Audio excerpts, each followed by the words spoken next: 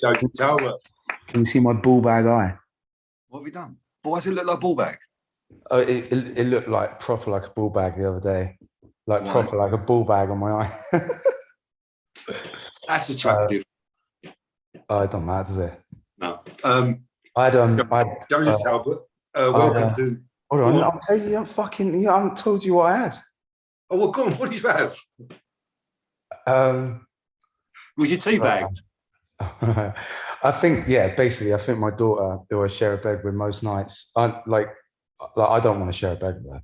No. She's for anyone watching, she's 2.5, so she comes into my room whenever she wants, but it's normally about 4 a.m, and just probably teabags me. Kicks the shit out of you. It just pink eyes my dreams.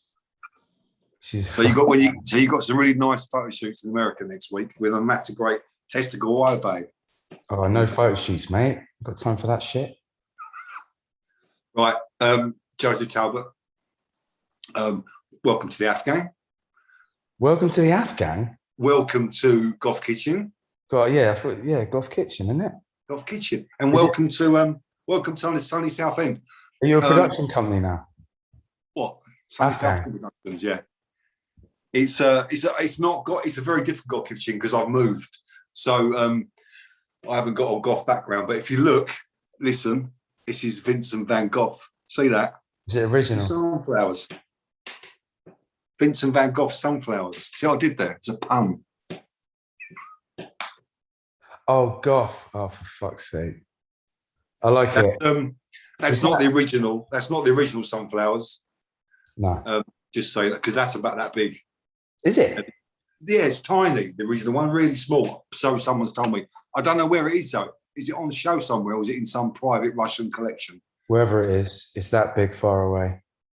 Yeah, it is. Some point, do you know what I mean? So, Mr. Talbot, 3 questions. How are you? 3. Where are you?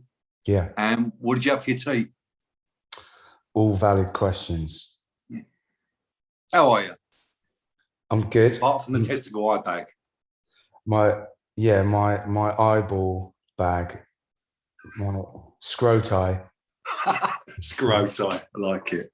I'm good, yeah, I'm really good. Life is good.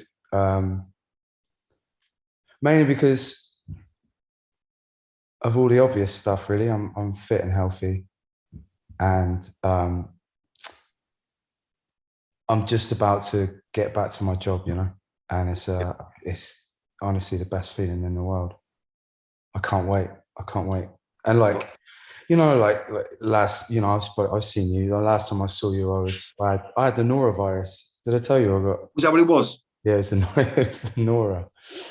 It wasn't just some dodgy. Well, I was quite surprised I didn't get it when I was in your place. Yeah, but we weren't like getting off of each other or anything. No. But yeah, I've just been just really enjoying my time with my daughter and obviously the band making another album. Which we'll talk about in a minute because we can. Yeah. But yeah, where are you? Thanks. How are you? Are you all right? I'm all right. I'm good, actually. Yeah. I'm good. I've been in my new place a month now, so I'm quite settled. It's a bit weird being on my own, living on my own. I'm not used to the silence yet. That's what it is. Okay. But yeah, the tidiness is nice. It's nice having my own space, but it's strange not having people around me or noise in the background. That's what's the weird part. Just that muffled noise from a different room is what the biggest thing I'm missing. My old man doesn't live on his own, but he always has the radio on all the time. Radio 6 is playing all the time, or 2 on a Sunday. I listen to Radio 4 a lot. I like Radio 4. Which one's 4? 4 is just the news one. Yeah, it's all talking. It's quite good though. Lots of interviews and stuff. So where are you tonight, Joe? You're no longer in your dad's basement. No, I'm in Bristol in my flat. And it's a very nice flat. It is, yeah, it's too nice, really. It's very nice. And what did you have for your tea? Oh, yeah. So I had yesterday's lamb curry, lamb korma, lamb leg korma. I don't normally pick lamb, but it just sounded good. It's this new Deliveroo only curry place in Bristol called Cricket, spelled Kriket, and it was incredible. Yeah, And does your little one eat curry too? she does. Yeah, we're bringing her up vegetarian, so she won't have lamb. But yeah, I make her curry a lot. Yeah, she loves it. Not spicy stuff though. No, kormas. Bit of Nah, rice. not almost. I do loads of like tomato-based curries and not. Kids love rice. Rice is good for them. Joe, describe. I've asked this question before, but I'm going to ask you again. Describe the sound of Idols. Violent, loving, vivid, beautiful. That's it should be on a t-shirt, mate. You know that. T-shirt number 147, probably. I'm sure that will upset someone, but fuck them. I liked your Joe Strummer idea last week, which we won't mention. But it was that's not going to be an Idols t-shirt. That's going to be my own. I'm going to make my own money from that. I love one. It was a year ago this week. We spoke last time. Exactly a year. It was a year. Yeah, it was a year last week that Ultra Mono came out. It was a year. Yeah, it was a year on Friday. It went to #1, and we spoke. We spoke that week when it came out. But we went through it track by track, if you remember. And it's been a strange year, I think, more than anything after that, because I wanted to ask you first about Ultra Mono before we go on to the other stuff that's happened this year. Yeah.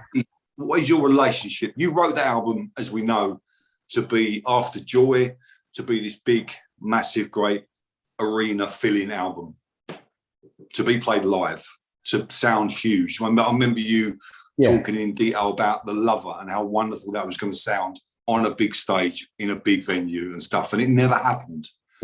What is your relationship like with that album now compared to what you think it would have been like if you had toured it properly? Well, yeah, definitely not arenas. We weren't expecting arenas just yet, but definitely live, you're right. And bigger rooms, definitely. Bigger audiences, definitely. And that, like, we kind of tried to write songs that were more spacious and bombastic, like Wagner did, you know, like more da-das. Yeah. And we did. I think we wrote the album we wanted to write at the time, which was, exactly as you say, a reaction to Joy and a reaction to the press and a reaction to our audience. And it's basically a reaction to a reaction. And I think because of that, it's an album that seems exactly what it was, which was a brilliantly executed,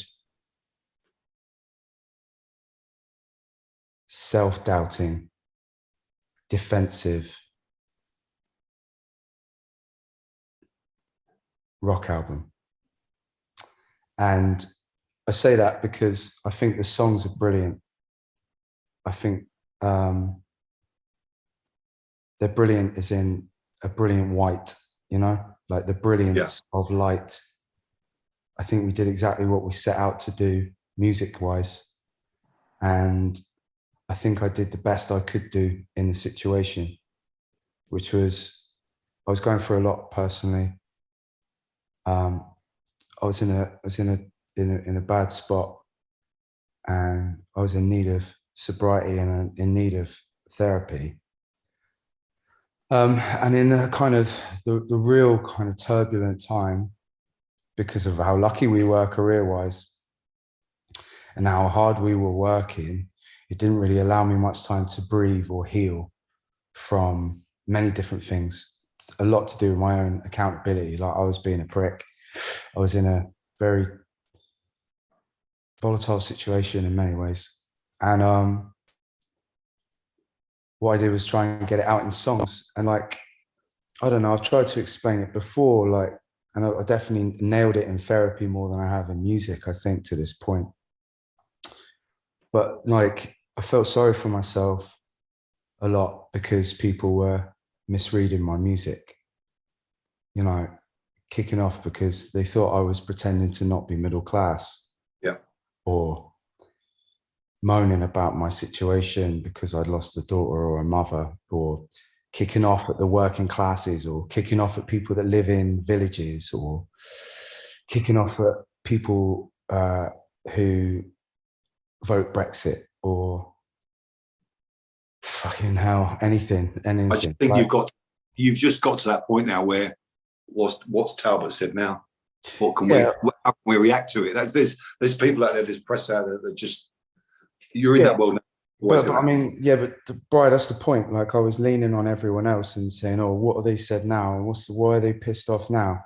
Like, I was asking the wrong questions. Like, the why is because I wasn't clear enough and concise enough in my messaging. If I don't want people to kick off about it, I should write different music, or I should write better music, or, you know, like, whatever. Yeah, Wait, Brian, sorry, let me finish because it's important that I say it right. Like, it's my fault. I make the music, I make the art. If someone misreads it, that's my fault. Like, no one will ever truly understand what I'm saying in my music, always. But like, I can't like complain about the ship that we've built together. And like, I was just feeling sorry for myself. And what I realized was they're just messages and they're just beautiful songs. And I stand by everything I've said. I believe in everything I've said. It is misread from time to time because the tone of our music can easily be misread. You know, like Model Village was easily misread. To my accountability, that's because I wrote a song called Model Village with an aggressive tone about something complex that deserves nuance. And I thought I was giving nuance. I thought I was writing nuance within the metaphors of that song. But it missed the mark sometimes because it just does. But do you know what? Like, I'm not going to apologize. I love it. And like, I love the album. Was I in a bad place? Yes. Was I being overly defensive? Yes. Am I in a better place now? Yes. So do I care? No. Because the album's still great. Yeah. And if you write a lyric that people misinterpret it, and then that's your fault. I don't see how that is your fault, because everyone's perception of something is very different. No, not their perception. It's not my fault, isn't their perception. Me feeling like insecure or upset because someone, that's my fault. I can't, it's not my fault that some people are like misreading my shit. Like, you know, Beats and Ballroom, people are already throwing their aura in, thinking they like giving me advice and shit. And it's like, yeah, I'm like, you just don't get it. That's fine, but it's not my problem. Like, but what I was doing was feeling sorry for myself around certain things when it's just like, well, make it better. Like, don't, like, you can't join the game and then complain about the rules. Like, I can't control how everyone reads my music. I've just got to get over it or stop making music. And I'm not going to stop making music. It's a wonderful thing, though, Joe, that people want to talk about you and want to talk about idols, because there's 1,000 bands out there releasing stuff all the time, and it comes out, it gets released, people listen to it, it never gets mentioned, never gets spoken about, because a lot of music means different things to different people. Some artists, as we know, who really good friends of mine think is fabulous, I think is dog shit, and vice versa.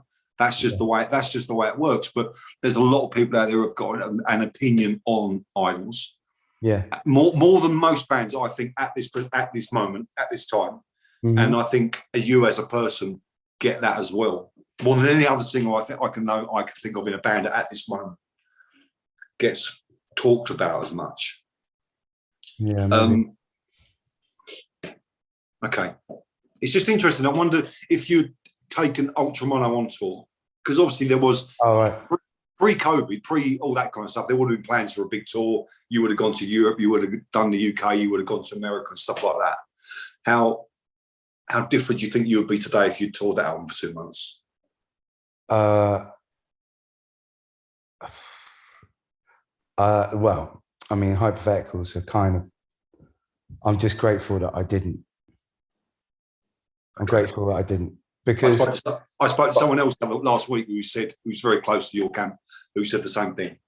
I was grateful because I got to be a dad, you know, like I got to learn about my daughter and her personality and see her shaping up and see all the synapses connecting in front of me, which is amazing. And I got to make like undoubtedly the best music we've ever made, because it's the first time in my maturity of writing that I got to really reflect and build a new dialect with my own language, you know, and like it leads me on the last time we spoke a year ago, about 10 minutes before we came on here and did this, I got a text message from Marco, and he said, whatever you do, don't let Joe talk about album 4.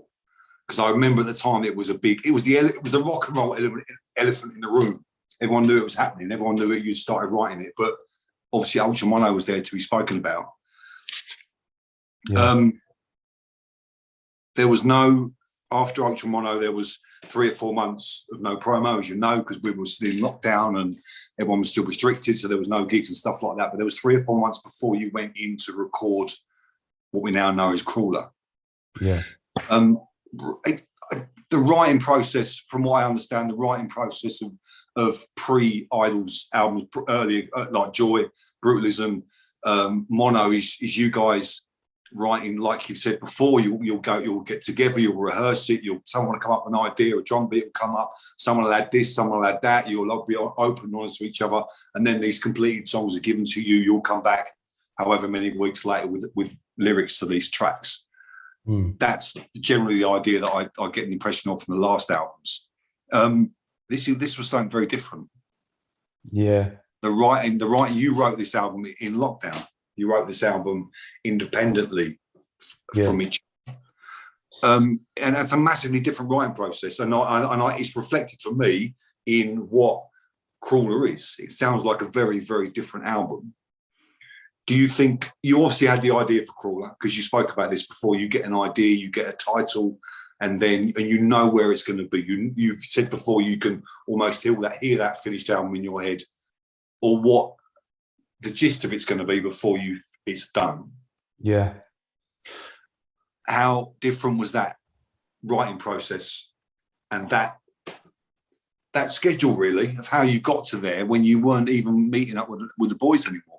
It was you sitting in that flat on your own, Owen sitting in his flat on his own, writing these tracks together, or alone. So, I mean,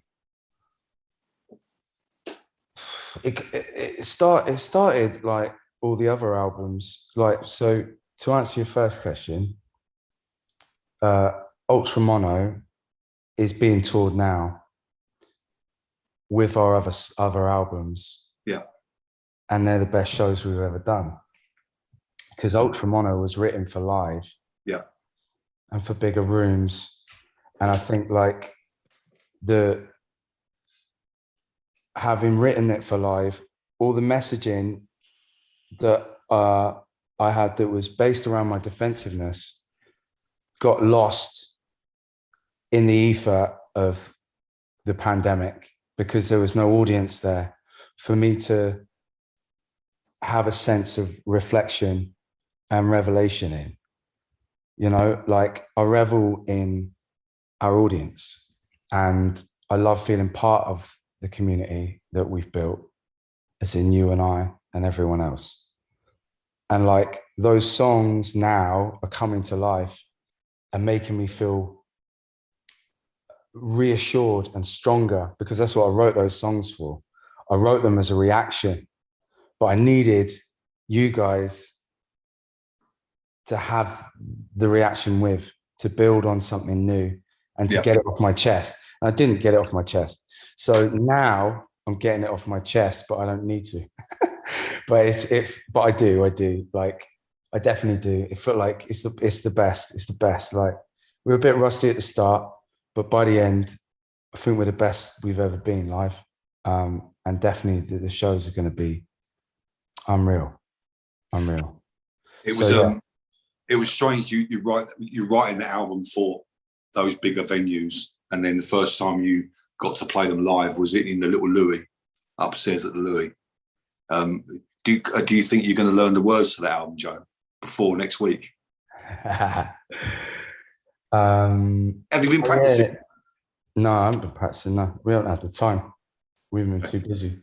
No. We practice. We have practiced. We practiced every day on tour. Like we are the best we've ever been as a band live right now. Absolutely. When I saw you, I didn't go to the Downs, but I saw you at the Wide Awake, and it's always a strange time to see you at like 1:30 in the afternoon with a blue sky above our heads. But you were tight as fuck that afternoon. Yeah, I mean that was at the start as well. I mean 2 weeks later we were much better, much better. Absolutely. I mean, don't get me wrong. I think Wide Awake was my favorite, just because it was such a shock. Like just like because of that, like 1:30 in the afternoon, and there's just a field of people giving you so much energy. Yeah, it's a beautiful thing. Like really shocked me. They loved it. It was wonderful. They loved it. It was a good afternoon, a great audience as well. It was a great day, but it was a very good audience. So yeah, I mean, it's all coming to life now, and I'm appreciating Ultra Mono for the thing it was, which is the ego. It was building a huge caricature of ourselves in order to grimace and cringe and sing and dance in the breadth of what has been built around us and the ideas around us, so that we can not write another album like that again, but do it in a really big, bold, floor filling way. Like, it had to be a big rock album because that's the sound of that. And now we get to, be an even bigger rock album, but pushing people in new directions and challenging people. And Crawler is a very different. I mean, every album.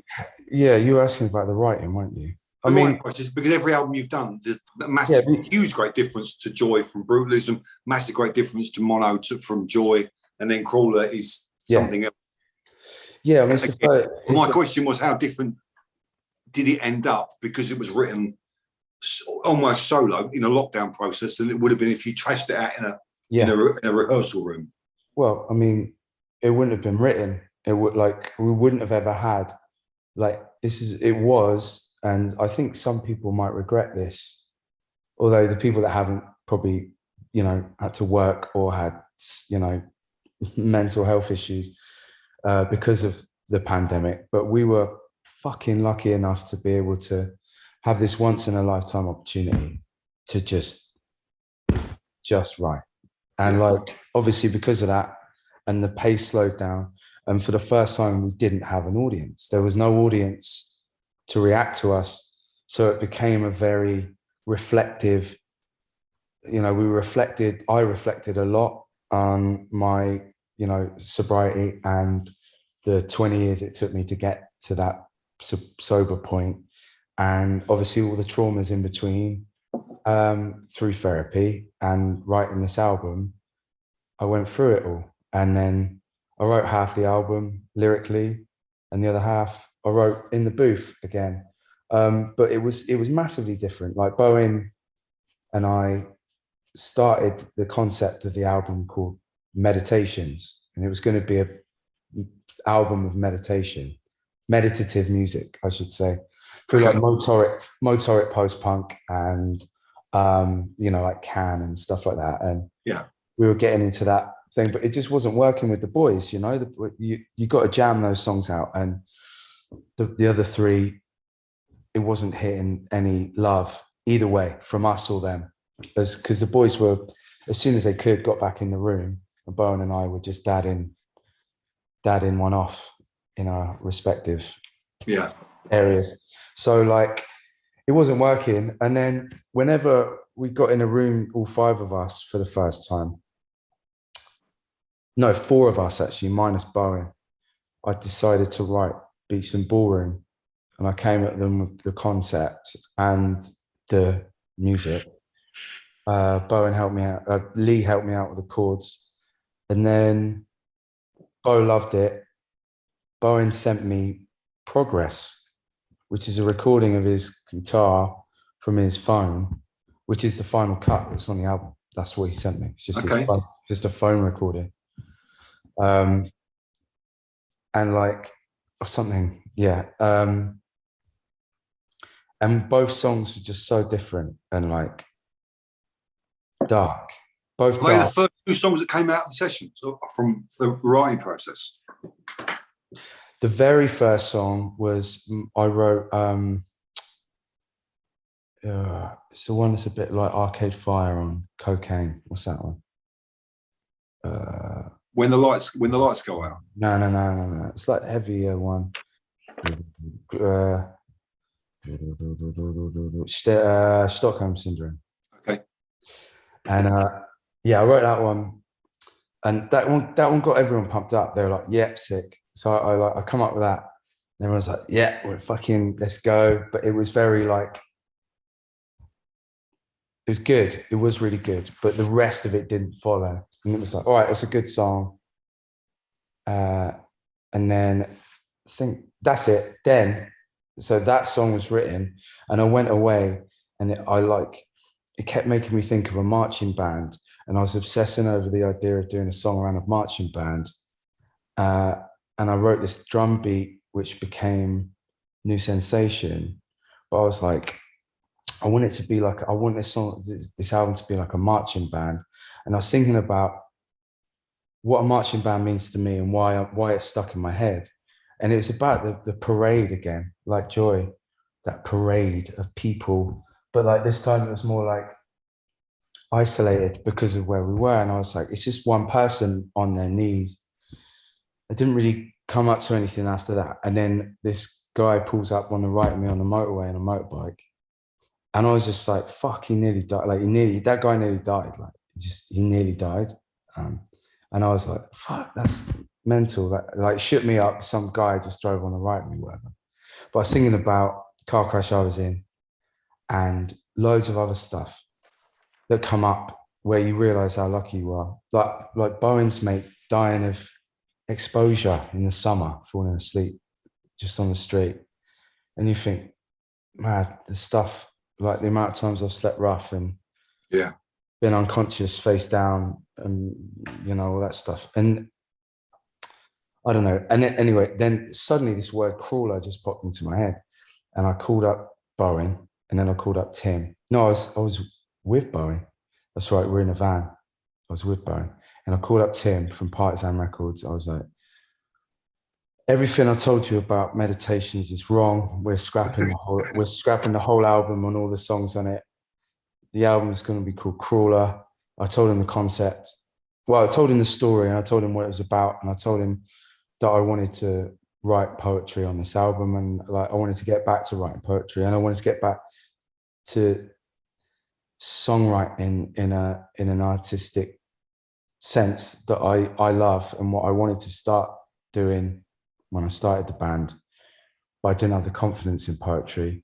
And I wanted to try and tell stories, because I'm terrible at telling stories, as you can tell. It's taken me 20 minutes to tell you this.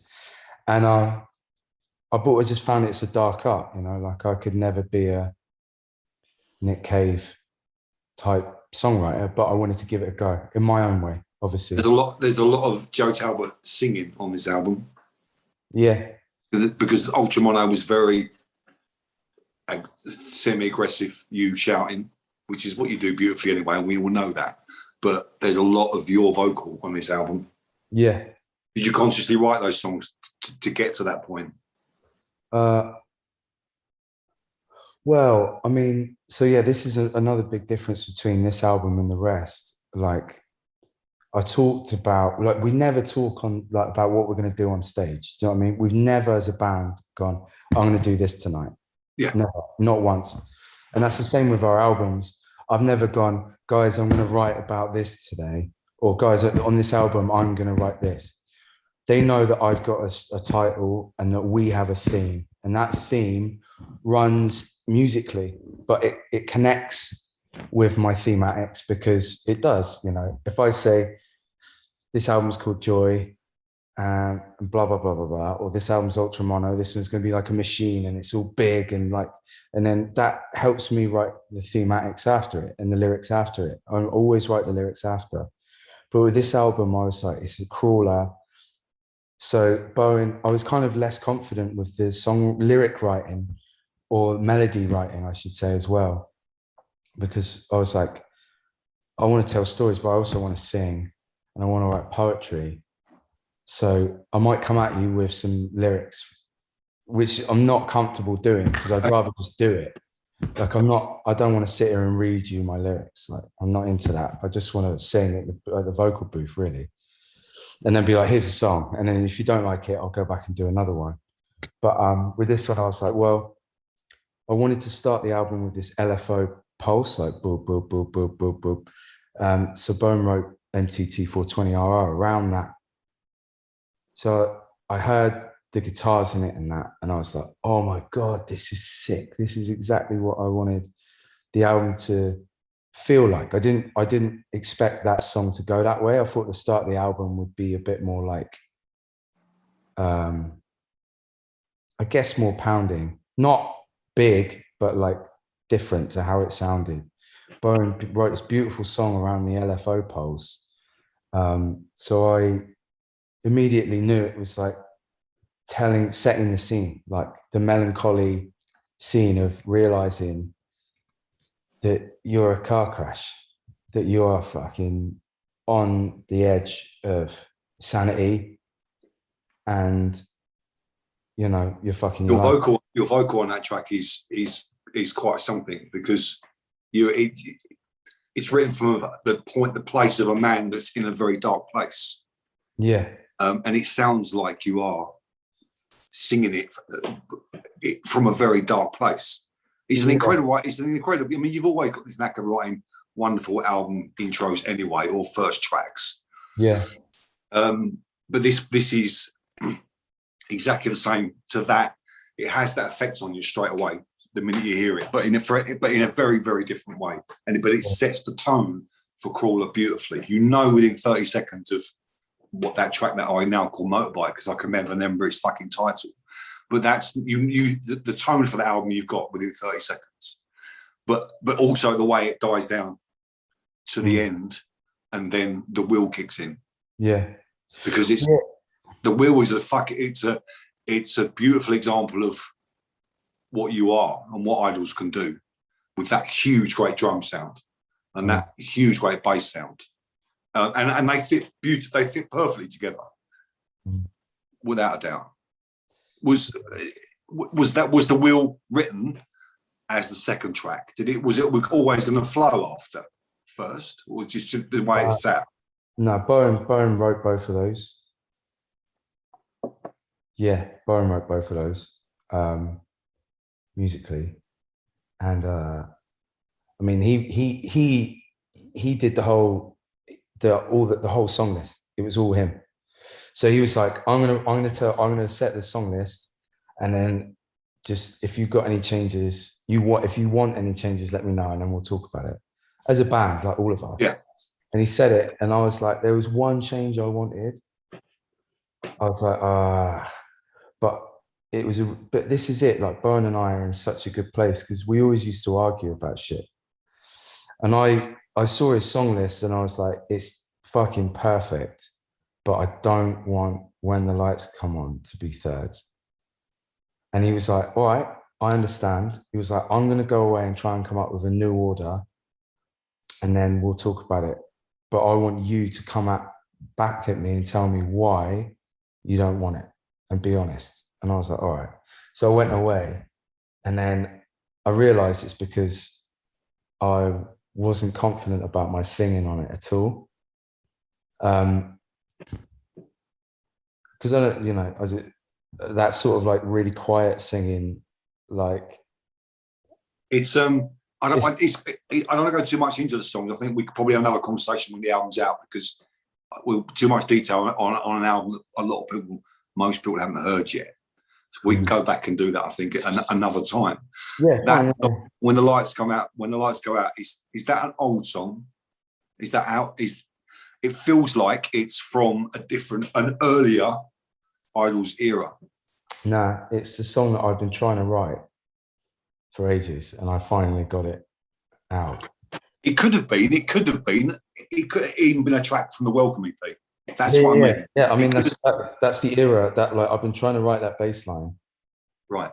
For like, not that write that bass line. I've been trying to get a song based around that sort of bass line for 12 years. But yeah. Not to say it doesn't fit, and it sounds beautiful, and it sounds like your band now. But it's I think it's Bowen's guitar in the background. I imagine it's Bowen. There's that. Do you remember years ago he wanted to be the Edge, and he used to do those little jingly jangly bits on his guitar? I can hear that in there again, for the first time in a long, long time, and it just reminds me of very old Idols days. But it fits. I like where it fits, actually, to be fair. Yeah. No, it was just the confidence of putting it near the start of the album. I think I wanted to hide it towards the end, but then I spoke to Brian about it. I went back to him with it, and he was like, to be honest, I can't think of a better order. And I was like, yeah, no, I don't think you can. I think it's just my confidence with it. I spoke to him about it, and he got it. He was like, yeah, I know, I completely understand, but trust me, you know, people are going to say shit either way. So, but the thing about the MTT, which I like, is Lee said this cool thing, which is, I'm guessing he was told it from someone else. It might be his. But, tragedy plus time equals comedy. And I was like, yeah. I was like, I think that's why I'm going to be really good at performing these songs for a long time, because I'm not there yet.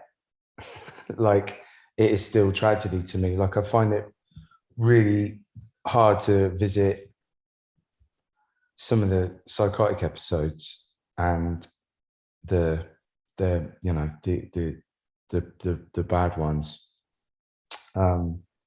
but not in like PTSD. Just I find it really scary and sad still. So to perform them is great. I'm not in a dark place at all, but it is still a dark place to me. It is your most honest album. I think you've never shied away from writing your feelings and being really honest with us right from the very first album. But I think this is the album lyrically where, because it's got that theme of your recovery and your addiction and being in a really bad place, etc., and that is that is the theme of the album.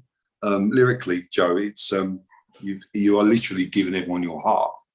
I mean, more than you've ever done. I don't know, man. I think June is way more honest, and it's not even my own words. I think what it is like, as a snippet, as a track. I think I'm free.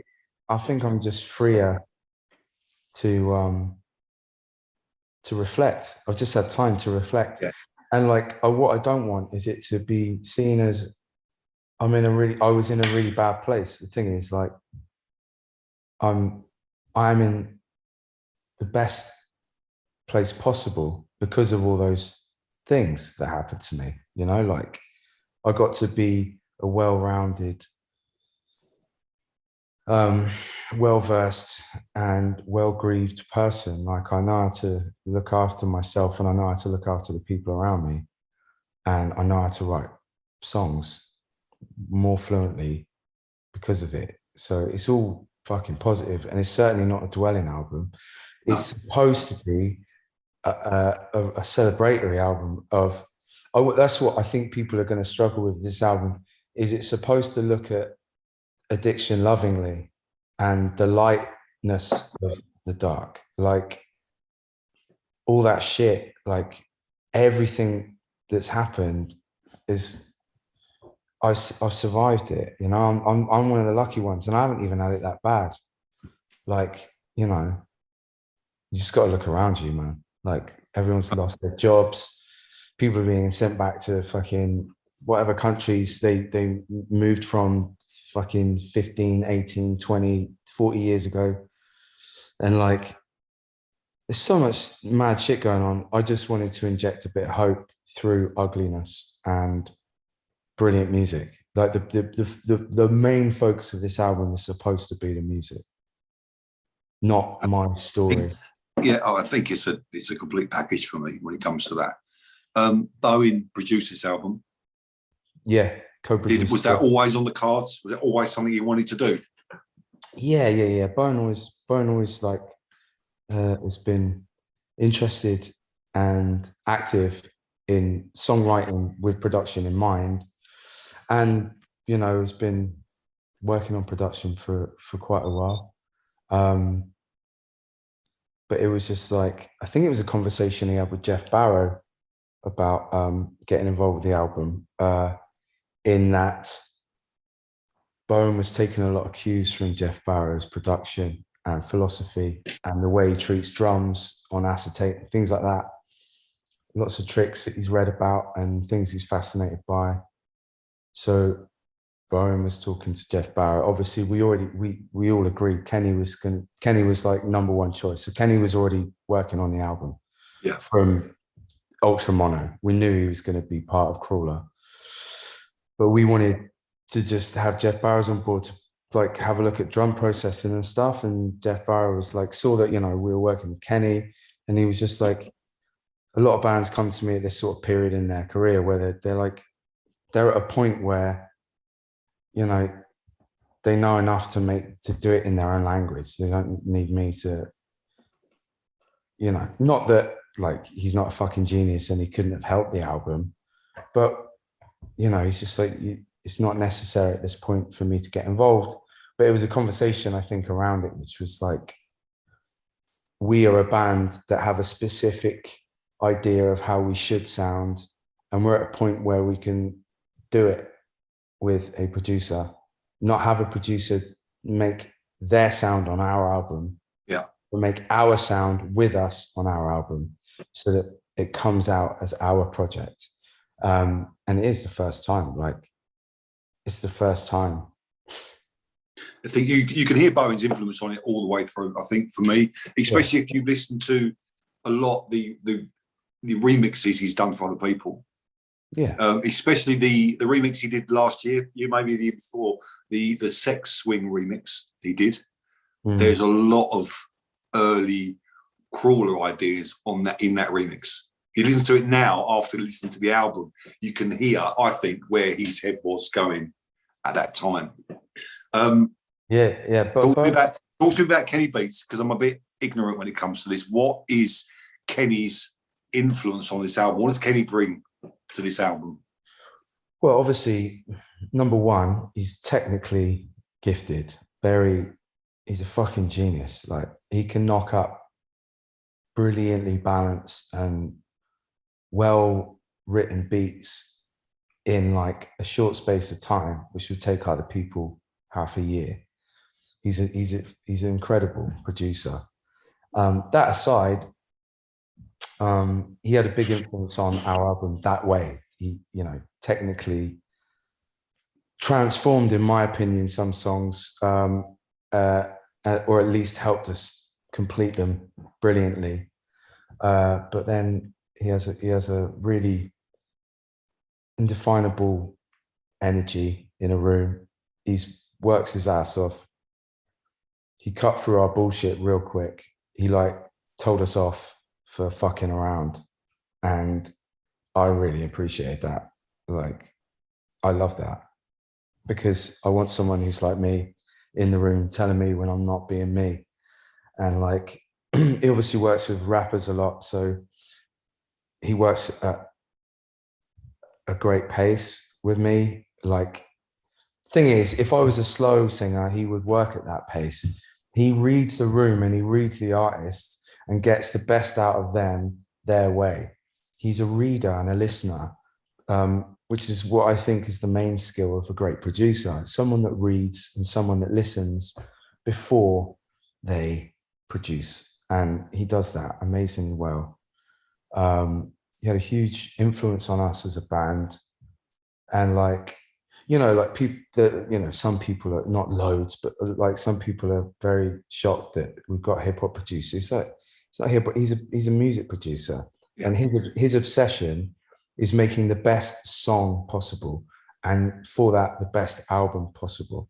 And that meant like fluidity throughout the songs, a narrative arc, an ethos throughout that's worked through with each song individually for the benefit of each song. And that's just something that he did really well. And like, just at our pace, he just worked with us and worked for us, and we worked for him. And he pushed us in a direction that we couldn't have done without him, and we needed. Yeah, he's great. I can't wait to work with him again. Where did you record this album? Where? Yeah. Real World in Box. That's nearby. Mr. Gabriel's album at studio. Peter Gabriel, yeah. Was he there? Nah. Apparently he well, yeah, he was, but like he didn't come in. Apparently he came in one morning when we weren't there and was like, how's it all going? And they were like, yeah, it's good. It's not all right. But before us was Parsaloo, and after us was Van Morrison. It's like, fucking hell. I think we are literally in a Venn diagram of Parsaloo and a Venn diagram of Van Morrison, and Idols is the only thing in the middle. I love that. I think there's some artists that worked in there, no doubt. Yeah. This was recorded at the beginning of this year, April or February? No, January. February. Okay. How was the recording process, the mixing process? Was it quite straightforward? I know that historically in the past you had some issues with stuff. Always mixing, yeah. It's always been mixing. Production's always been fine. We go in, we do our bits, we play well, we sing well. You know, I've always managed to write the songs on the spot really quickly, enjoyed it, got out, and like we worked hard in the studio, and then mixing comes, and it's like that thing that you've made just can't leave the womb. Do you know what I mean? It just won't fucking leave the womb and sound like, you know, you come out and you're like, yeah, basically the baby comes out the womb and you're like, I'm not the fucking dad. What is this shit? How many of you get involved in the mixing process? All of us. It's up to all of us. You know, it's like anything. Is there different? Are there 5 different people thinking? Well, 5 the band and others, all with different opinion of what that song should sound like. No. So what happens is now, like before, if anyone wanted to chime in, but obviously we'd have a conversation and then send one note. Bowen would write all the notes up and have a chat with the mixing engineer, which was Kenny Beats on the last album with Nick Launay, Atom Greenspan, and Bowen. And before that, it was Nick Launay, Atom Greenspan, Bowen, and Space. Yeah. But this time it was Kenny Beats, Craig. Well, no, it wasn't. It was Craig Silvey and Bowen. And I'm terrible with names. Anyway, Craig Silvey was obviously the guy we got in from. He basically produced some of the main reference points from this album, which was Third by Portishead, Primary Colours by The Horrors. There's another album. Anyway, as you can see, I'm not much in the production side of things. But obviously, I appreciated how important Craig Silvey was to this process. Kenny Beats obviously had notes on mixing as well. But yeah, Bowen was there every day in the mixing studio with Craig, just smashing it out. Craig would mix from the morning and then Bowen come in the afternoon and like ask for final changes. But it was bliss. It was like every day was a new song that sounded like we wanted it to sound. It was stunning, you know? And it's no fault to any other mixing engineer that we've had and no fault to any producer. it's just like, it's like staring at a menu and knowing what you want, but shouting at the chef for not guessing, you know, like, that's not what I want. It's this one. And they can't see the menu. They're like, yeah. Okay. You know, you need to be able to articulate it or fucking sell. And Marco will tell you this, our manager, like it's a motto of ours. If you want it done right, do it yourself. Always. And we've like done it ourselves. We still do it ourselves way more than other bands. Yeah. Everything. No fucker touches my shit. I do everything myself because that's when it works. And we're just trying to relinquish some control back in everything we do because we realize when it goes to other people, they fuck it up. And it's Talk not to me about the artwork. fault. Talk to me about the artwork on this album, Joe. That is me in MMA. It's my so what it is, I wanted to do an album cover that represents recovery. And I was really looking into this photographer called kind of anthropological photographer called Charles Frege. And he took there's a book he did called Wilderman, where he takes photos of people in folkloric ceremonial dress. I'll show you. I can show you the cover, can't I? Hold up. Excuse my speedos. Very nice. They're not speedos, but they're speedos. Do you know what I mean? Oh, they are. Yeah. So this book, Wilderman. Okay. So it's got just absolutely stunning costume, and it's all based on folklore. This one's based on folklore in Europe, mainland Europe. And I just thought it'd be beautiful to build a costume that's representative of my recovery.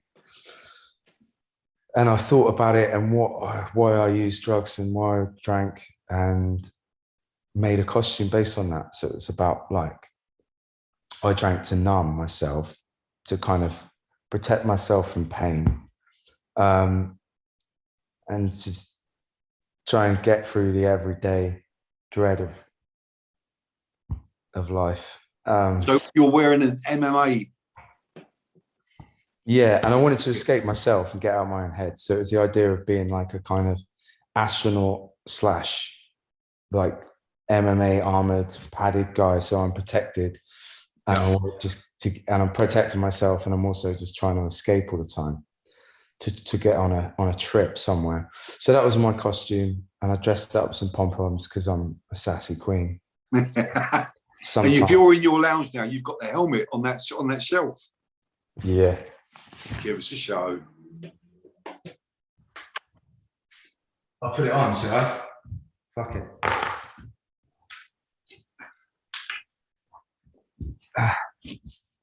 Fuck's sake, look at that. Yeah, sick. Splendid. Very nice. Yeah, sick. So where's the location of that? That is Bridlington in Yorkshire, which is my favourite place on earth, really, Yorkshire. I think I'm gonna, as soon as I can, drag my 16-year-old daughter there. I will, but she's only 2.5 at the moment. So you retire. That's the dream. I ain't gonna retire, mate. But yeah, Ellie from Partisan found it. I asked Partisan to help me find a modernist house that we could do in front, because modernism was all about social change and architecture and kind of the change of popular infrastructure in order to help society improve as a working unit. So subways and underpasses under high-rises are the two kind of main examples of modernism in practice in modern society. So people, cities are getting overcrowded. How do we house everyone and save space, build up? How do we then get them through a busy trafficked area, build an underpass under the whole thing? But that's modernism. But obviously with that is its flaws. It's kind of famed for leaking roofs, muggings, just poor quality of life. in high rises and, you know, all sorts of stuff. So yeah, I just like that. I like using architecture as an allegory for statements around either the personal or the political, really. So this one, but this, you know, modernism was all about my recovery. So you had my kind of ceremonial gear as like the kind of cyclical nature of my addiction, and then modernist house was supposed to be about the situation of recovery, the housing of my addiction, which was that I was constantly getting better, but not. But I was building something over time that was flawed but beautiful and stood the test of time. And I'm here now because of that house that I built. So that's my art piece. It's definitely the best I've ever done. Very happy with it. I say the best. It's the best because it's fluent in what I wanted to say, and it's beautiful to look at. Are you excited or apprehensive about the reaction this album is going to get? I am about to go on a tour, touch wood. So I'm not going to see any of the reactions apart from in rooms, and they're going to fucking love it because we're only doing 2 songs and the rest is going to be Ultra Mono and Joy and Brutalism. So it's going to be 4 albums of our best live tracks. Like, it's a fucking beautiful situation. It's like a 4-hour set. Fabulous. Yeah, we'll try for 2 hours if we can. We'll do 2. Yeah. Fuck yeah, I'm going in, man. I've been waiting. So Ballroom, what's Ballroom, or what's the other tune you're doing live? Our next single. Car Crash. Mm-mm. Okay. Wait, when's this coming out? The single's due the album the day the album comes out. It hasn't been announced yet. I'm just guessing. I don't know. When's this coming out? The album's due 12th of November. When's this coming out though?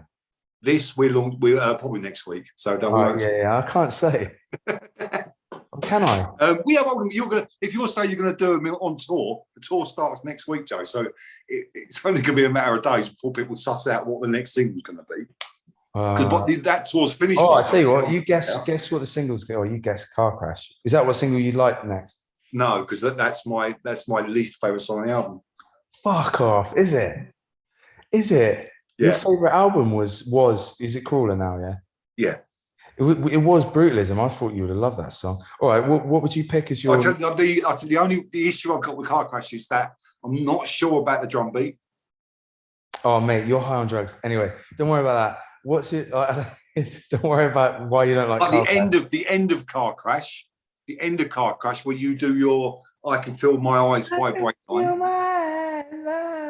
in that wonderfully high pitch, and then the boys come in with that massive glam rock ending. Is one of the highlights of the album. So 2/3 of the song I'm not keen about. The last bit is genius. I love that tune. Well, anyway, we'll go through it. We're going to go through them in a minute, track by track. When we're just going to give me. Which would you have as? What would you choose as the next single? Meds.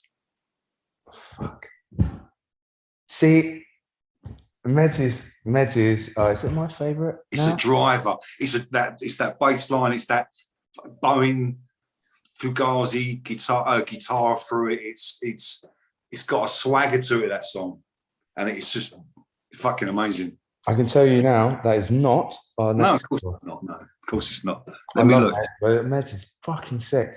I know what it's going to be. I know it's going to be. I know what it's going to be. It's going to be Crawl. Is it? Fuck it. I can't get sacked, can I? Yeah, it's going to be. No, if you're saying you're doing on the tour, the tour starts next Thursday. Yeah. So if you're going to go on stage and do 2 songs from the new album, then everyone's going to guess. Yeah, not every night. We're not going to do it every night. I said, no. I reckon. I was like, we should just play loads of fucking songs from the new album. No. Yeah, that was not the idea, because that's what you did for the last 2 albums. Then the album comes out, everyone's heard it. Yeah, but the beef with that was everyone was whining because they got too much. It was like, well, there was nothing else to do. We fucking stuck at home for 2 years. Most people did. The only people that moan are the people that always moan. So fuck that. Yeah. Well, they're moaning about me being auto-tuned now. I was like, what fucking auto-tune? Someone was Who said that? Like, if you did auto-tune, I was You like, heard that this week? no, what are you going on about? Yeah, like, I don't know where. So So apparently it's the new thing now. It's like, Joe's been auto-tuning his account. It's like, yeah, right. you should Why just not? agree with it. Go, yeah, I have been. What and what? Yeah, no, I'm not going to lie and say I have been. That's mental. Yeah, and then you get Anyway, they'll let me no, sing it live and they'll be like, oh, he is actually singing. So, yeah, cool. Well, yeah, we might. Thing is, I think there's 14 tracks on the album. I think we could do like no, don't keep it to 3. two. No, Or keep it to two. we could just ask people to not fucking record us while we're playing. Do you know what I mean? Oh yeah, that's not going to work, is it? And the thing is, you're going to America. No one's heard any of Mono live in the States. That's enough for them. Yeah, it's going to be sick. I can't wait. It's enough. Although, interestingly, The Lover was one of the ones I struggle with live now. I haven't got a vibe from the audience on it.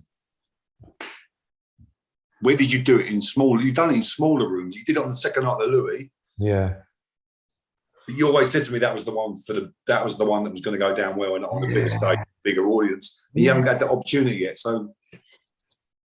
We're going to give it a go. We're going to mix it up, just try and figure out what's best. So before we get to talk about Ballroom a little bit, I want to talk about the in-stores because the album was finished and done, and the only thing that happened before the single and the album was announced last week was the in-stores. 12 dates you did in those little sweaty tiny rooms. How did it feel getting back out there? Was it beautiful? Yeah. I mean, apart from you got really ill on the second night. Oh man. Like weirdly though, like doesn't matter how ill you get, when you're on stage, it's honestly like I was going up to the stage before, like couldn't open my eyes, like and they'd be like, right, you're on. I'd be like, yeah, cool. And then suddenly, everything just turned into color. I'd do the show, and then afterwards, I just get in a slump. That was it every night. It was fucked. It was sick. Like the shows were amazing, but I was just like done in. But yeah. So anyway, stop moaning. They went down so well. People were so fucking just wanted it so badly. I mean, I knew Motivator was going to be a great song live, but I didn't realise it was going to literally rip the crowd apart. Fucking live, that is a huge song, huge. Huh? Motivator. Mr. Motivator. I'm not going to do that. Yeah, I think that's my favourite one live, actually.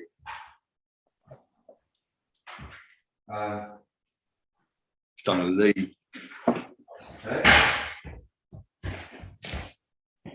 I'm here. I just decided I have a smoke out the window. Don't drop your laptop out the window, Joe, please. So, last Monday. Yeah. Last Monday out of the blue, Crawler was announced. Ballroom was released. Crawler is coming out in 6 weeks' time, and everyone was like, what the fuck? Where's this all come from? The reaction to Ballroom was the best reaction I've ever known of an Idols release. Generally. Yeah. Hands down. It's a very few people were like, I'm not sure I don't get this, but give it a day. Most people come back going, fuck, I get it. But it was, the release, the reaction was fabulous. Tell me about that video. The video is called Part 1. And that's not the video that we spoke about a couple of weeks ago. It's still coming out. It's just it's not ready. No. It was a good video. What we got though was I think it sets the tone for that album. It's amazing. It worked out brilliantly. Yeah. It's like it's a shot from that shoot. But it's great. I love it. It also makes people focus on the song a bit more, which is nice, you know. Yeah, it's great. Was it an obvious choice for a first single? It was for me, yeah. Yeah, because it's like you've got to go in bold. I think one, we were all a bit jaded from the pandemic, you know, and we wanted to just not do anything but like just kind of inject a bit of excitement and challenge into our journey, because I think everyone needs it. It's like you don't want to go safe all the time, and like we've done what we've done before enough. Crawl is, if we're talking about Crawl being possibly the next single, is the more obvious Idols sound. Yeah. And probably would have been some people's choice for a first single. But for me, the minute I heard the album in its entirety, it was either Meds or Ballroom. Yeah, it's like a power move, isn't it? You just go, Yeah. you go with the track that's gonna like spike people's ears up, just get people listening. That's all. Like it makes sense, doesn't it? It's like your first.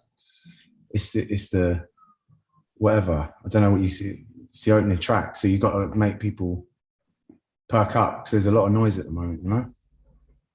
I do particularly like the way you sing the word darling.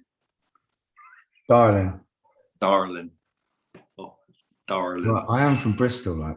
Yeah, I know. It's like, oh, my darling Clementine. So it's good. That's nice. Yeah. That's the problem with singing. Like I wrote that song at the mic, you know, like line for line at the booth. Did you really? Yeah. And like sometimes you're like, fuck, Bristol's come out in that one. Shit.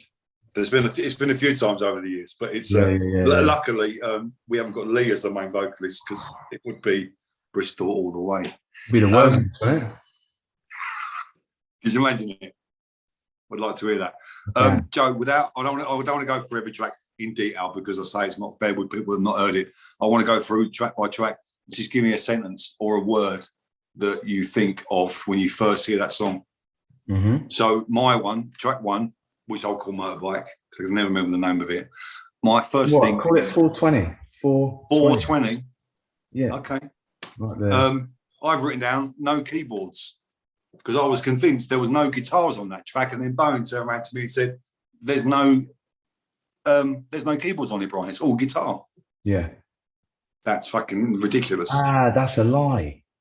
He said to me, "There are no keyboards on that album at all."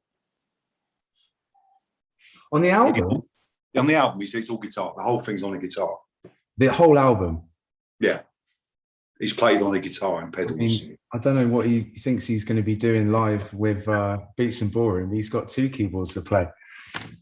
Well, okay, fair enough. MPT, it's got a Moog Sub Fatty at the start. That's the forward pulse. And he's playing it live, is he? Yeah, but Dev's playing the Moog. Bowen's playing the piano and the. Brilliant. Like Rick Wakeman. It's called Filicorder organ. The wheel, I've written Adamant with a rock and roll bass line. I'll take that. It's. So I'm going to get back. Go on. My spot so you can see my bowls. So where was I sat before? That's better.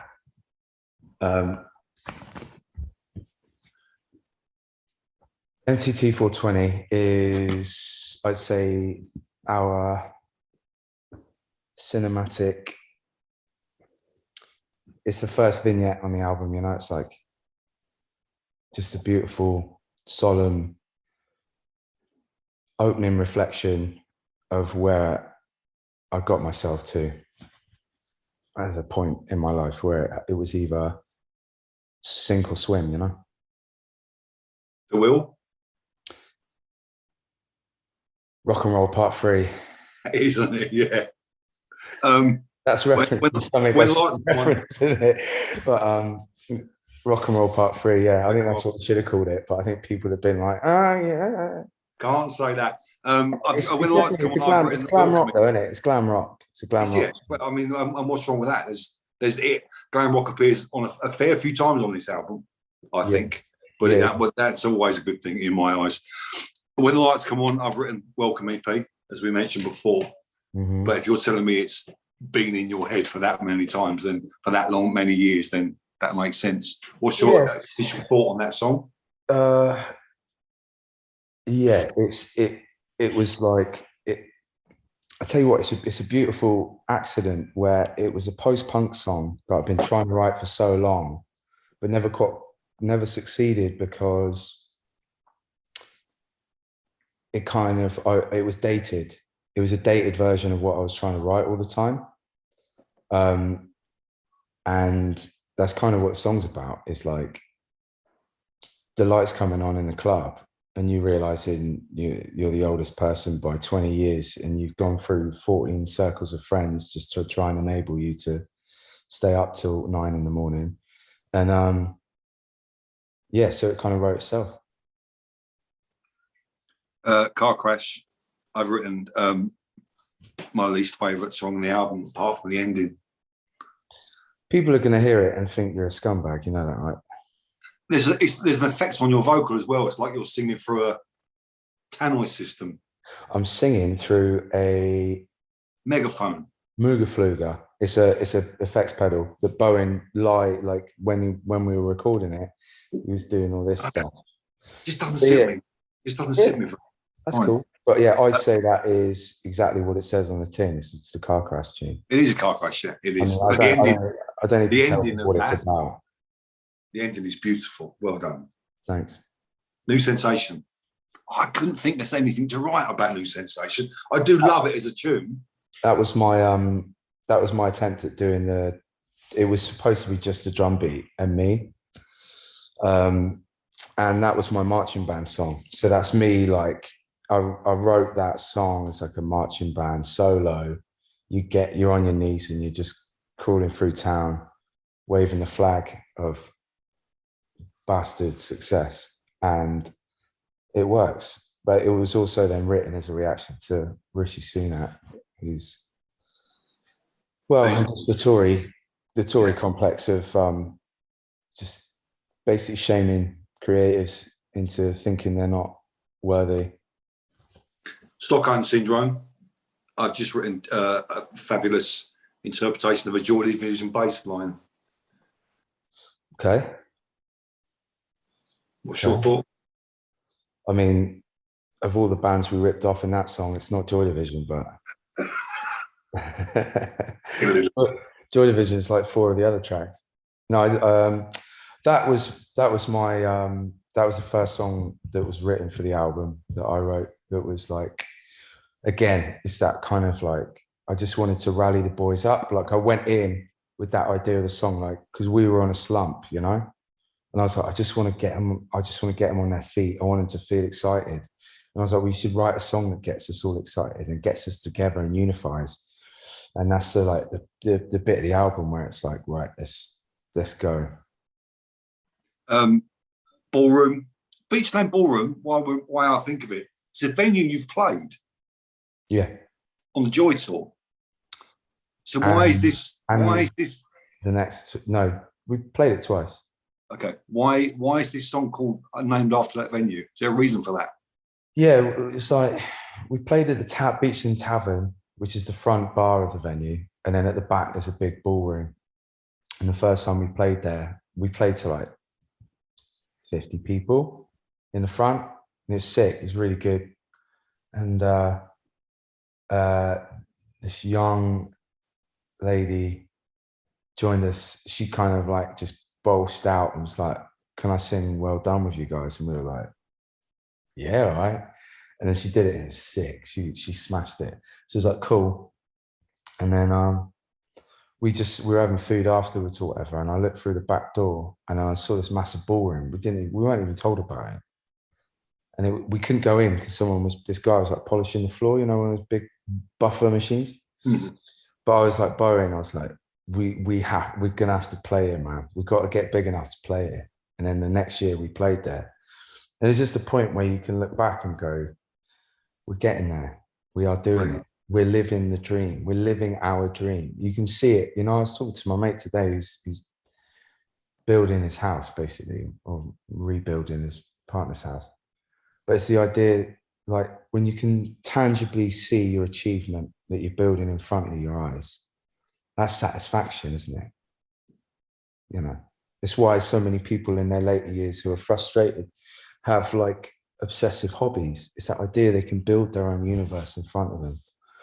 and we're getting to do it at an age where we're in our prime, and it's a real privilege to be able to see it all unfold, and I'm really grateful. So that's why I referenced that venue, but it's also like a waltz tune, so it makes sense. Yeah. Crawl, I wrote down, expected to be the first single. I'm glad it wasn't. Your thoughts on Crawl? My thoughts on Crawl. It's my righteous moment, man. I feel very righteous singing that tune. Not in a sanctimonious way, just like I feel elevated. It's a beautiful thing. Meds, I've written bass line, Fugazi guitar, Bowen's showpiece. I think he comes alive in that tune. With his swanky little guitar solos. There's about 3 of them, I think. No. Lee solos and then Bowen solos. Oh, are they? Both solo, yeah. Okay. And oh no, that's the wheel. When Lee goes, does his Iron Maiden bit or whatever. Yeah. What do I think of that song? It's definitely the closest I've been to writing a poem on a tune. I love it. It's probably my favorite. Actually, I spoke to Dev about it last week, and he said it's the song that is not a challenge for him to play, but it's very repetitive, that bass line and stuff like that. He's the one that he's worried that when you play that live, eventually, that's the one you're going to break down. So it's just John and him while you're pissing around doing whatever up, and he's going to be fucking knackered. Yeah, if anyone's watching this and they want to see Dev sweat, you just watch because I'm going to go off. I'm going to go and get a cup of tea. Do that. Yeah. And then when that song finishes and he thinks he's got a break, jump straight into anxiety. Yeah. War. Yeah, rains. Fuck him right up. Oh, then again, he's fit as fuck now and he'll be fine. Yes. He'll be swinging from the rafters, mate. He's always fine. The worst... The thing that Dev is worst at is believing in himself. He's always been sick. He just doesn't think it, which is why he fails sometimes, because he hasn't got the confidence to just do what he does best. He's looking fabulous at the moment now. So he seems like he's in a good place. Yeah, he is. Yeah. Kelechi, it's about 10 seconds long. Kelechi was started as an interlude and then became a song in itself. And I just dedicate it to my friend who killed himself. Progress. I've written, it's your Kid A moment. It's Bowen's Kid A moment. Okay. Yeah. It's Bowen's Kid A moment, yeah. Fair enough. I love it. I think it was a really beautiful moment when Bowen sent me that. Progress was maybe the 3rd song that was written for the album. Bowen wrote it and just sent it to me, and then I sang on top. It's fabulous. It's beautiful. It's wonderful. It's going to be the talk. A lot of people's talking point, I think, when that album hits, is that tune. If they get that far through, yeah. Wiz. 20 seconds of death metal, is it not? Yes, we got into Power Violence when we were writing the album. Our sound engineer, Wiz, is big in the metal game. He loves it, and got us into power violence, which is basically a genre of like people making the shortest, most brutal sounding music. That's also technically brilliant and conceptual, to say the least. But like sick. Some of it's unreal. It's like a Japanese band that like bulldoze through the venue for a song. Shit like that. And that's your attempt at one. Yeah, I always love these genres, and or bands or whatever that have like a naivety and a playfulness to it that's also absolutely otherworldly. I was chatting to the keyboardist from Fat White Family about it once, about the monks and my obsession with the monks for a bit, how like naive and brilliant their art was. And he was telling me that it's they got involved with this guy who wrote them a manifesto that they stuck to rigidly, which is like I can't remember what some of the rules in the manifesto were like. you have to be sexy at all times or something like that. But it's like, well, you watch the Monks and they're fantastic, but also they have like a naivety that kind of seems a bit, at first glance, seems a bit what's the word? Like, I don't know what you call it, ridiculous, or like, you know what naivety is. It can be just a bit outdated, but it's not. As soon as you give it some time and you listen to the nuance of things like the Monks and things like Power Violence, you realize it's like phenomenal and fun. You know, that's what music and art should be. It makes you enjoy yourself, or at least explore yourself. King Snake, I wrote if Roy Orbison did post-punk rock. Nice. Roy Orbison was on my mind with this album, actually. Was he? Yeah. Not with this song, really. But yeah, Roy Orbison was a part of the production referencing. What's your thoughts of King Snake? Initial thoughts? I had to hammer that through for Bowen to let it go on the album. Like, he doesn't like it at all, I don't think. But I love it. I just kept saying, wait until I've done the vocals. Just wait until I've done the vocals. And if you still don't like it, we'll scrap it. So I wrote the vocals, and I wrote them before we went to the studio, that one. And then when I was like, I didn't play it to him. I just did it in recording and played it back in the studio. And he was like, all right, it's all right. And the last track on the album ends, and it's called The End. Yeah. And it has become my favorite Idols tune. Really? Yeah. It's literally 3 minutes. Like Hill got me. The second John starts on the Hill to the end, it's just a perfect 3 minute pop song, rock song, punk song, whatever you want to say. The End has completely replaced that for me as that moment. But if anyone ever says to me, what do Idols sound like? Define me like, just listen to that track. Yeah. Yeah, totally. It's fucking the end, the start, the end, the way you deliver those lines in the verses, what you're singing about, the lyrics in it are fucking brilliant. And then that chorus. Very few Idol songs have a really nice, big, full chorus. And the way you sing that line, in spite of it all, life is beautiful. And you really fucking sing it big. Every time I hear it, it's like, fuck, this is good. Yeah. Well, we got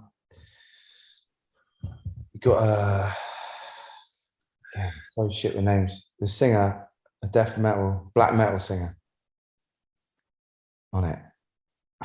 On that track? Yeah, it's at the start. Oh, okay, yeah, at the end, yeah. He sings in Russian. He sings, in spite of it all, life is beautiful. That's what he's saying.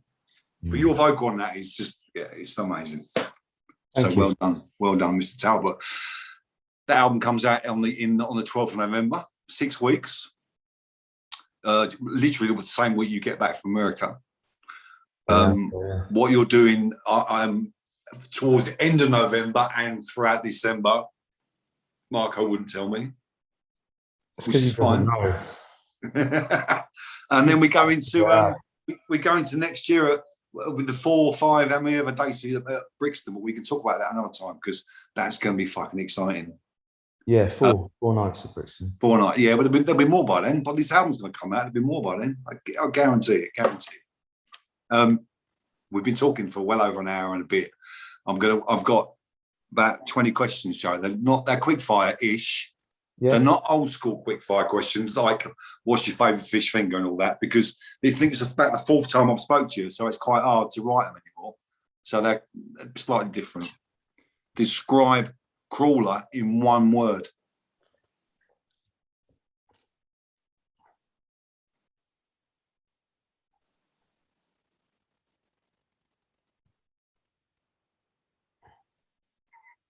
One word. Yeah, 1 word. Don't say visceral. You've spent that one. Brilliant. Yeah, well done. What's your favourite track from Crawler? MTT 420 RR. Do you play any instruments on Crawler?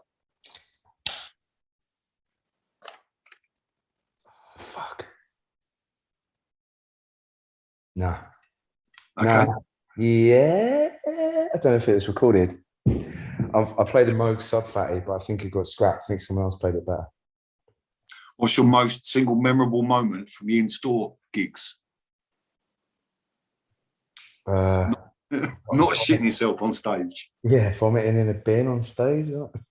That was No. I'll tell you what, walking out to a midday crowd in London and being completely shocked at what a beautiful, positive reception we got from what I thought was going to be a lion's den of incels with girlfriends. Far from it. Yeah, your it was honestly stunning. It was a lovely day. Your favourite collaboration so far?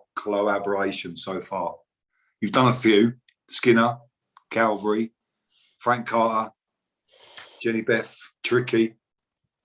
Pick one. Fuck's sake. Go on, top of your head, mate. No, you're not going to offend anyone because no one's ever watched it. My collaboration. No, yeah, but I don't want to lie. Do you know what mine is? Go on. Skinner. Yeah, that was good. I love it. Grew on me and I love it. Oh, we'll go with that then. Go with that then. We'll go with that. Album 5, question mark. No question. It's happening. Okay. What's the best thing about touring America? What's the best thing about it? Jeremy Snyder. Okay. He was our tour manager / sound engineer. Now he is going to be our monitor engineer. Oh, I know. It's curly haired chap. Yeah, Jez. He's in a band. What band's he? What's the band he in? It's called Pure Adult. Pure Adult. That's right. Duo, aren't they? Just 2 of them in it, I think. Is there? Yeah, just him and a female, a lady. I'm sure there's 2 of them. Well, live there's 4. Okay. Yeah. What's the favourite video you've made? I think the one that's most successful from my vision to my making.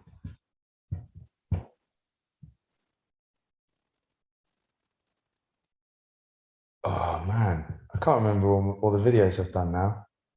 Oh, Romantic Gestures, probably. I really enjoy that one. That's the balaclavas. Yeah. Or Queens. What's the worst video you've made? The way you look back on and think, oh, for fuck's sake.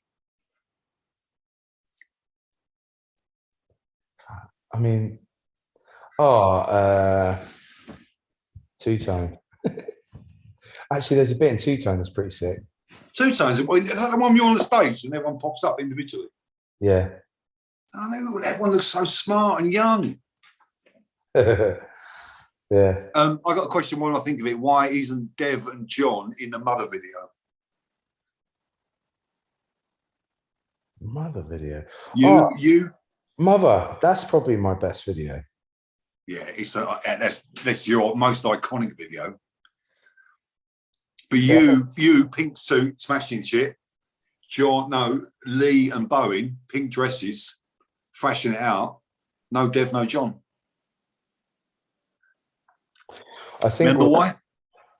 I think what it was, John and Dev weren't there. I think Bowen lives in London and it was filmed in London. I think Lee came up to help because we had to set up all the china and all that stuff. So I think it was just okay. I think that's you didn't say, do you want to come down and do a video? They were like, you two won't look good in dresses, you're not coming. But I would have said Idol's vans, are they ever going to happen? It's the most asked question on the fucking NAF gang. I've seen them. There's like hundreds of pairs. No, but they're all freebies. You can't buy them anywhere. People want to buy them. They'll never be bought, I don't think. I think you just have to get a free pair if you're lucky. Okay.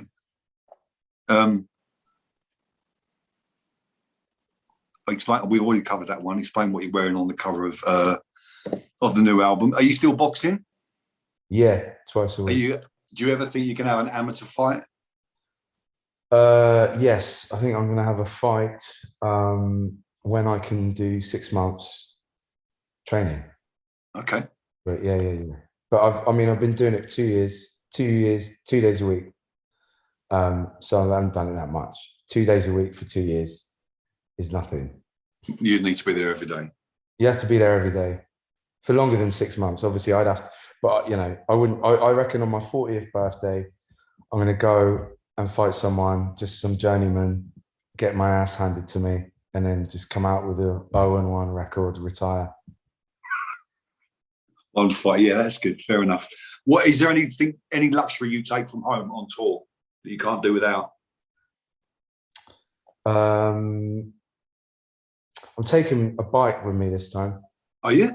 Yeah, I can't really do without a bike now. I love it so much. Cycle once a week, but is that a luxury? That's a luxury. I mean, Hey, what's that hand like? He's on a plane. How the fuck do you get a bike to America? Oh, no.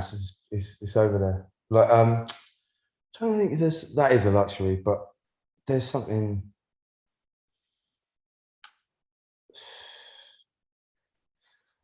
I'll tell you what. I don't know. Touring America, what happens is you tour in a van. We've only ever toured in a van. So you get in a van, you sit in a van, drive to the venue, you pack up, you leave about 1 a.m, and then you drive to a motel, land at about 3 or 4 a.m, and you get up about 7 or 8, and then you drive to the venue again. Yeah. So if you can sleep in a van, you're all right. If you can't sleep in a van, it's hard, and I can't sleep in a van. So for me, the luxury is going to be we're going to be on a bus for the first time. Proper big tour bus. Yeah, like With bed. you sleep overnight on it. So like for me, that is like it's a dream come true. Yeah. Because those American tours are long, man. Yeah. Like driving, I just can't sleep in vans very well. But you should be right in the bed. Fuck it, yeah, mate. It's like it's the dream. It rocks you to sleep as well. It's lovely. Yeah. What's the worst thing about touring America? Lack of like just naturally healthy food, like food that you take for granted. Like honestly, when I saw raw broccoli in a petrol station, my eyes like went brrr, and I like picked it up and ate it. I was that desperate for. Yeah, because it's something you drive and like you know what I mean. Like the venue do like venue food, which to no fault of their own is like pizza or something. And then you drive, and then you're in petrol stations every day, gas stations over there. It's like the food ain't good, man. It's like you can buy loads of chocolate and candy and like Cheetos and shit, but there's no like Marky Sparkies or there's no like, yeah, you can't live on that every day. That's awful. what, Marks and Sparks? No, petrol station shit. Yeah. No, you can't, man. It's savage. So when you see like some broccoli in that, you're like, oh my god, it's weird. Yeah. Brixton Academy set lists, 4 albums. What the fuck are they going to look like? No, we're not going to do anything like 1 album a day because that wouldn't be fair. Because you imagine. No. But is it going to be a challenge putting together a 2-hour set list from these 4 very different albums? Not by then. Like, nah, because that's the beauty of it. Like, what we started realizing after Joy was that, like, you create the ebbs and flows because if you go hammer and tong, fucking like smash people's face in for an hour, the last half hour, people are a bit like, eh. And then you play the last 2 songs, and everyone's like, yeah. But there's a bit at the end where it was like, eh. Whereas if you just create a narrative arc and you push and pull people, it's like it's an interest thing. It's like it's beautiful creating a dynamic like that. And now we have ways of, we've got 3 cinematic starters, which means we're gonna have 3 fucking episodes to a show, Yeah. And like we just got to do it right, We don't want to try and tick all the boxes, but we can slow it down, but not for long. Like I'll get bored. Yeah. But there's enough there's enough breaks in these albums now to do that. I see. I get it. It'll be interesting though. Really interesting. Yeah, it is. It'll be interesting to see how you possibly might change it up as well throughout that tour. Because you do historically. I mean, some bands out there do a 25-day tour and it's the same fucking set every night. That's just the way some bands work. But you've never done that. No. There's always some difference to the set. Yeah. So that will be very interesting. Bone's good at that. I think what will be good is like, you know, for instance, you figure out that you can do, like, so you were talking earlier about MTT 420 RR and then the wheel. Like the wheel in a live set could be replaced with War. It could be replaced with Heal Heal. It could be replaced with, do you know what I mean? It's those songs that go bang and you drive through and it's like you create that beautiful like meandering entry into a set and then bruck out and then you just keep people driving and then you can slowly motorically slow the pace down. So you start with something like War and then the next one you can just, and then after a while it gets down to like Love Song and then you can have a lull again and then you can go big, The Lover, or you could do that and then go into Colossus and then you just build up again. So you can just, if you're doing this, it's going to be great. It's going to be really fun. You mentioned it before we go on to the very last question, Joe, and I thank you for your time. One little thing, when we went to, I did 2 nights at the Louisiana in Bristol and shouted my little head off for Hill Hill repeatedly and was ignored. And the next night in Oxford, when I wasn't fucking there, you dedicated Hill Hill to me, you fucker. Yeah. And obviously I knew someone would tell you this, so I thought it was funny. Because I was like, oh, we're playing Hill Hill tonight. I should dedicate that to Brian. Because I don't pick the set list. No, I know. Not me. I know. I'm a monkey up there, like the organ grinder's bowing. So you just tell him. Joe, my last question, because it's getting late. Describe today's Joe Talbot in 3 words. Nervous.